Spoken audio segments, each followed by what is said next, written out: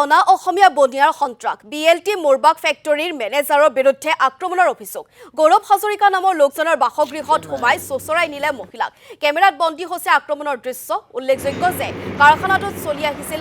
অসামাজিক কামকাজ এনে কাৰ্যৰ বিৰোধিতা কৰাৰ বাবে খিলঞ্জীয়া অসমীয়াক আক্ৰমণ অনা অসমীয়াৰ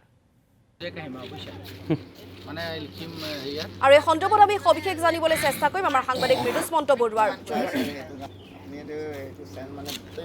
হয় অনা অসমীয়া বণিকৰ এতিয়া ফেক্টৰীৰ কাৰণে অস্তিত্ব সংকটত ভুগিছে খিলঞ্জীয়া আৰু যোৰহাটৰ এগৰাকী অনা অসমীয়া বণিকে এই যি খুমটাই অঞ্চলত বৃহৎ যি চাহৰ ফেক্টৰী খুলিছিল আৰু ফেক্টৰীৰ মানুহে আহি এতিয়া খিলঞ্জীয়াৰ ঘৰৰ ভিতৰত সোমাই আক্ৰমণ কৰি মহিলাক পৰ্যন্ত আক্ৰমণ কৰা এক ঘটনা সংঘটিত হৈছে আৰু আমি পোনে পোনে দেখুৱাম এইটো হৈছে BLT ফেক্টৰী আৰু এই যি পূৰ্বাপুৰত থকা এই BLT ফেক্টৰীটোৰ কাষতে এটা ঘন জনবসতিপূৰ্ণ অঞ্চল বিভিন্নখিনি পৰিৱেশ প্ৰদূষণকে ধৰি বিভিন্নখিনি খিলঞ্জীয়া মানুহৰ অস্তিত্বৰ প্ৰতি ভাবুকি অনাৰ উপৰিও কিন্তু কালি নিশা এটা ঘটনা সংঘটিত হৈছে এইগৰাকী ব্যক্তিৰ ঘৰত আহি ঘৰৰ ভিতৰগৰাকীক প্ৰহাৰ কৰিছে ব্যক্তিগৰাকীৰ পত্নীক প্ৰহাৰ কৰিছে আৰু ঘৰৰ ভিতৰৰ পৰা চুচু আক্ৰমণৰ এক ঘটনা সংঘটিত কৰিছে আৰু এয়া হৈছে আমি পৰিৱেশ দেখুৱাইছোঁ কথা পাতিবলৈ যত্ন কৰিম এই ঠাইখন কি আৰু কি হৈছে গোটেই ঘটনাটো কওকচোন ঘটনাখন এইখন আপোনাৰ পূৰ্বাপুৰ বুলি কয় মানে মুদৈগাঁও এইটো BLT মোৰবাগ টি ফেক্টৰী এই ফেক্টৰীটো বহাৰ পাছত মানে কি হৈছে এতিয়া শব্দ মই শুব নোৱাৰোঁ ৰাতিটো ইমানেই শব্দ মই বহুত অনুৰোধ কৰি আছোঁ যে যিখন ফেন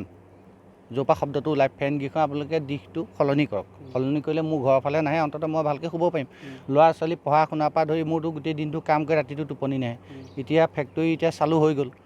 আৰু প্ৰথমতে এইটো আপোনাৰ ফেক্টৰীটো লৈছিলে আপোনাৰ ছিংগুল CTC এতিয়া এই ভিতৰৰ ফালে মাটি কিনি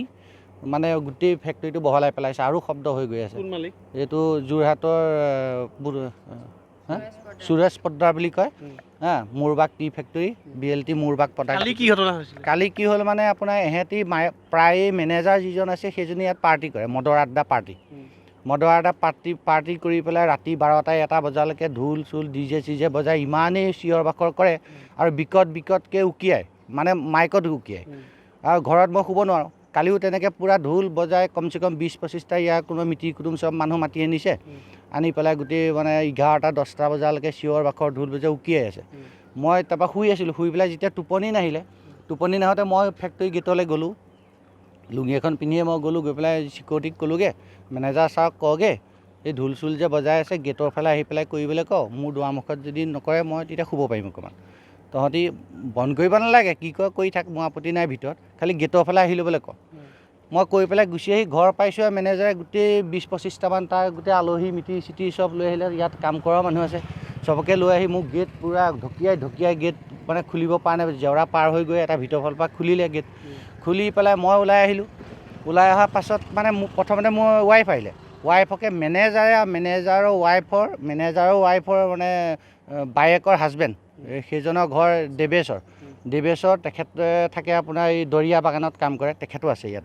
তেখেতে মেনেজাৰে দুইটাই মোৰ মাইকী মানুহক মানে ঘৰৰ পৰা চুচুৰাই আপোনাৰ সেই দোকানখনলৈ ওচৰলৈকে লৈ গৈছেগৈ বেয়া মাত মাতি আৰু এজন আপোনাৰ বিহাৰী সম্প্ৰদায়ে হ'ব সেইজন নবীন শ্ৰীবাস্তৱ বুলি কয় সি হিন্দীত আৰু কাটকে টুকুৰা কৰ দেংগে কাট দেংগে ভেন চুট মাদাৰ চুট মানে অশ্লীল শব্দ তাত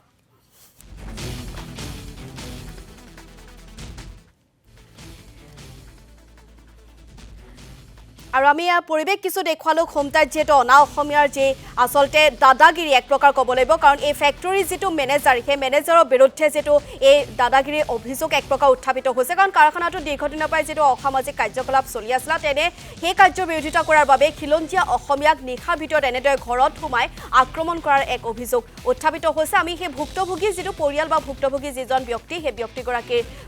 কথা আপোনালোকক পোনপটীয়াকৈ শুনালোঁ